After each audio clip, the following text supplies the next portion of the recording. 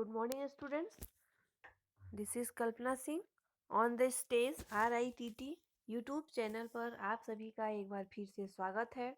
आप सभी YouTube channel को सब्सक्राइब करें, साथ ही साथ शेयर करें और साथ ही बेल आइकन को भी प्रेस करिए ताकि जो भी नोटिफिकेशन आए वीडियो के वो आपको मिलते रहें। ठीक है, अब आगे देखिए, अगला टॉपिक हम लेकर आए हैं बौद्ध काल की मुख्य शिक्षा केंद्र। ठीक है, तो बौद्ध काल में कौन कौन से मुख्य शिक्षा केंद्र हुए थे वो देखेंगे हम लोग।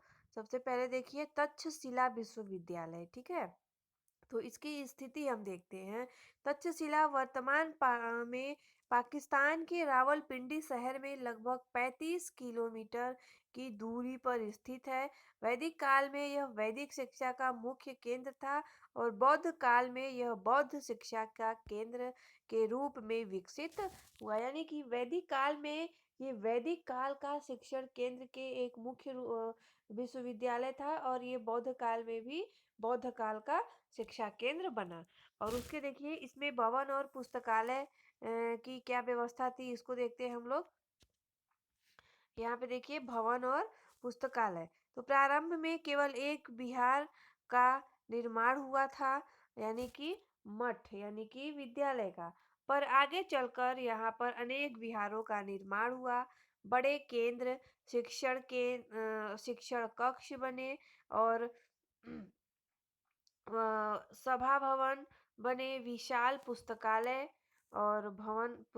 भवन बना और बड़े बड़े शिक्षक निवास भी बने ताकि शिक्षक वहीं पे रह सके, और बड़े बड़े छात्रावास बने और भोजनालय आदि बने, और यह एक उच्च श्रेणी के विश्वविद्यालय के रूप में विकसित हुआ। अब आगे देखते हैं प्रशासन एवं वित्त। तो इस विश्वविद्यालय का प्रमुख भिक्षु कुलपति होता था। उनकी अध्यक्षता में अनेक समितियों का गठन किया जाता था जो विश्वविद्यालय के भिन्न भिन्न कार्यों के संपादन और देखरेख के लिए उत्तरदायी होता था। ठीक है, तब आगे देखते हैं हम लोग छात्रों का प्रवेश। ठीक है, तो यहाँ पे देखिए छात्रों का प्रवेश। विश्वविद्यालय में किसी भी क्षेत्र में किसी भी जाति के बच्चों को प्रवेश का अधिकार था। प्रवेश के लिए न्यूनतम आयु 16 वर्ष थी और प्रवेश के लिए परीक्षा होती थी। केवल सफल छात्रों को ही प्रवेश दिया जाता था। प्रवेश के समय प्रत्येक छात्र को 1000 तत्कालीन मुद्राएं देनी होती थी। जो छात्र प्रवेश के समय 1000 मुद्राएं एक मुश्त नहीं दे पाते थे वे सुविधा अनुसार दे सकते थे, यानी कि किस्त में दे सकते थे, और जो छात्र यह शुल्क देने में असमर्थ होते थे वे सेवा कार्य करते हुए शिक्षा प्राप्त करते थे। ठीक है, अब आगे देखते हैं हम लोग पाठ्य विषय। तो इस विश्वविद्यालय में लौकिक और धार्मिक दोनों प्रकार की शिक्षा की उत्तम व्यवस्था थी, और लौकिक शिक्षा के अंतर्गत भाषा, संस्कृत, पाली भाषा, साहित्य, वैदिक एवं बौद्ध व्याकरण, दर्शन, ज्योतिष और अर्थशास्त्र की शिक्षा दी जाती थी। और प्रसिद्ध अर्थशास्त्री राजनीतिज्ञ चाणक्य इसी विश्वविद्यालय के छात्र रहे थे। हम विश्वविद्यालय में कला कौशल एवं व्यवसायों की शिक्षा का भी उत्तम व्यवस्था थी। उस समय सैनिक शिक्षा, चिकित्सा विज्ञान का मुख्य केंद्र था। सम्राट चंद्रगुप्त और चिकित्सक जीवन की भी इसी विश्वविद्यालय की उपज है। अब आगे देखते हैं हम लोग शिक्षण व्यवस्था। इस विश्वविद्यालय में शिक्षण कार्य बड़े बड़े कक्षों में होता था, सामूहिक रूप से होता था और विषय विशेषज्ञों द्वारा होता था। अब देखिए शिक्षक की स्थिति। इस विश्वविद्यालय में हजारों छात्र शिक्षा प्राप्त करते थे। अनेक आवास एवं भोजन की व्यवस्था थी और विश्वविद्यालय के अधिकारी भी थे। और आगे देखिए यहाँ पे इस विश्वविद्यालय में अनेक विषय के प्रकांड विद्वान भिक्षु शिक्षण कार्य करते थे और वे सादा जीवन एवं संयमित जीवन व्यतीत करते थे। अब आगे देखिए यहाँ पे परीक्षाएं। इस विद्यालय में शिक्षा पूरी होने के साथ साथ छात्राओं की परीक्षा होती थी और भिक्षुओं को एक पैनल बनाना होता था जो इनमें मौखिक रूप से प्रश्न पूछता था और सफल छात्रों को प्रमाण पत्र दिए जाते थे। अब आगे देखिए, कार्य कार्यकाल एवं इतिहास। यह विश्वविद्यालय संसार का पहला विश्वविद्यालय था। यह 550 ईसा पूर्व से 450 ईस्वी तक के 1000 वर्ष लंबे समय में बौद्ध शिक्षा का केंद्र रहा और 5वीं शताब्दी के मध्य में बर्बर हुड़ों ने इसे नष्ट कर दिया और 15वीं शताब्दी में जब चीनी यात्री फयान यहाँ पे आया यानी कि भारत आया, तब इसका महत्व समाप्त हो चुका था और 7वीं शताब्दी में भारत आने वाले चीनी यात्री वेनसोंग ने इस विश्वविद्यालय का कोई वर्णन नहीं किया है। अब यहाँ इसके कुछ खंडहर ही अवशेष हैं। यूं यह संसार का सर्वप्रथम विश्वविद्यालय होने के कारण मानव जाति की एक धरोहर है। यूनेस्को ने भी इससे अंतर्राष्ट्रीय ऐतिहासिक धरोहर माना है। परंतु अफसोस की बात यह है कि भारतीय दूरदर्शन के पाकिस्तान रिपोर्टर 3 मार्च 1998 3 मार्च 1998 की सूचना के अनुसार पाकिस्तान सरकार ने इसके अवशेषों की सुरक्षा करने के स्थान पर उस स्थान पर क्रिकेट मैदान बनाने की घोषणा की है। अब देखना यह है कि यूनेस्को पाकिस्तान को इस अंतर्राष्ट्रीय अपराध करने में रोकने में सफल हो पाती है या नहीं। ठीक है, तो अब अगला हम विश्वविद्यालय देखेंगे, नालंदा विश्वविद्यालय। ठीक है, तो यहाँ पे देखिए नालंदा विश्वविद्यालय, तो इसकी स्थिति देखते हैं। यह विश्वविद्यालय वर्तमान में बिहार प्रांत के पटना नगर में लगभग 75 पटना नगर से 75 किलोमीटर की दूरी पर स्थित है। यहाँ महात्मा बुद्ध ने के प्रिय शिष्य सारिपुत्र की जन्मभूमि थी। यहाँ प्रथम विहार का निर्माण बौद्ध धर्मावलंबी सम्राट अशोक इस ईसवी और तीसरी शताब्दी में कराया गया था और इस ईसा पूर्व द्वितीय शताब्दी में यह शिक्षण केंद्र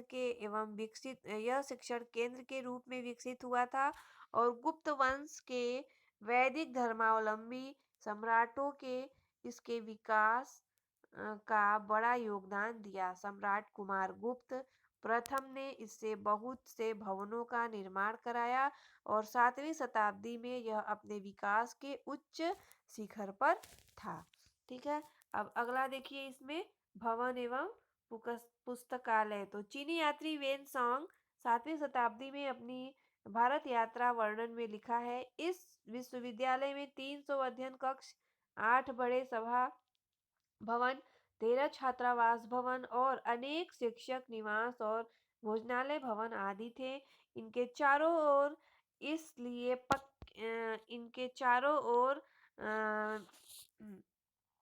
एक मील पक्की चार दीवारी थी। इस विश्वविद्यालय के मध्य में एक 9 मंजिला विशाल पुस्तकालय भवन था जिसमें 3 भवन थे, रत्नासार, रत्नोदधि और रत्न रंजक।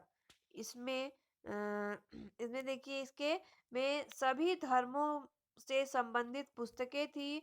रत्नोदधि में विज्ञान आदि के संबंधित पुस्तकें होती थी। अब आगे देखिए, प्रशासन एवं वित्त।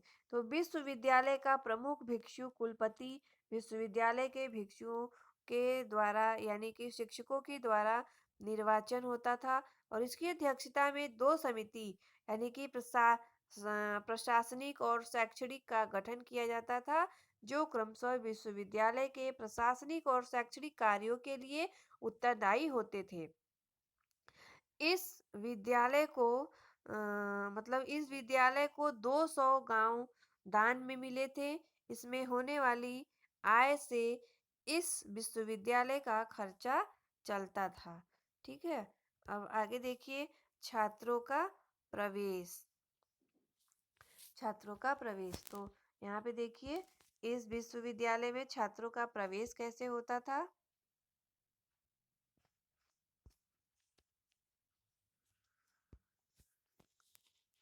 प्रधान द्वार पर भिक्षुओं द्वारा प्रवेश परीक्षा ली जाती थी, यानी कि मेन गेट पे जो एक शिक्षक बैठते थे और उस पे उन्हीं की परीक्षा ली जाती थी। इस परीक्षा में केवल 10 से 25% तक छात्र सफल होते थे। प्रवेश परीक्षा में उत्तीर्ण होने को